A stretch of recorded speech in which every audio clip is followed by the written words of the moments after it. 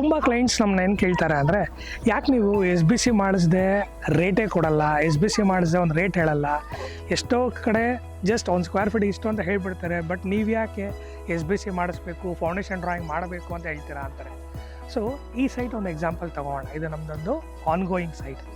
So overall ಫೌಂಡೇಶನ್ಗೆ ಮಾತ್ರನೇ ಅಂದರೆ 16 ಫೀಟಿಂದ ನಾವು ಎಕ್ಸ್ಕವೇಷನ್ ಮಾಡಿ ರಿಟೈನಿಂಗ್ ವಾಲ್ ಹಾಕಿ ಡಬಲ್ ಲೇಯರಲ್ಲಿ ಫೌಂಡೇಶನ್ ಮಾಡ್ಕೊಂಡು ಬರ್ತಾಯಿದ್ದೀವಿ. ಸೊ ಈ ಕಂಡೀಷನ್ಸ್ಗೆ we are spending more than 18 to 20 lakhs. So ಈ ಥರ ಇದ್ದಾಗ ಎಸ್ ಪಿ ಸಿ ಮಾಡಿಸ್ದೆ ಹೇಳಿದಾಗ it will be misleading.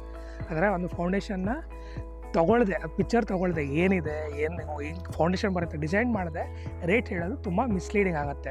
So what we say is square feet ಎಲ್ಲಿಂದ ಇಲ್ಲಿಗೆ ಸ್ಟಾರ್ಟ್ ಆಗುತ್ತೆ, ಬಟ್ ಇಟ್ ಡಿಪೆಂಡ್ಸ್ ಆನ್ ನಿಮ್ಮ ಸಾಯಿಲ್ ಕಂಡೀಷನ್ ಅಂತ ಹೇಳ್ತೀವಿ ಆ್ಯಂಡ್ ನಂಬರ್ ಆಫ್ ಫ್ಲೋರ್ಸ್ ಅಂತ ಹೇಳ್ತೀವಿ.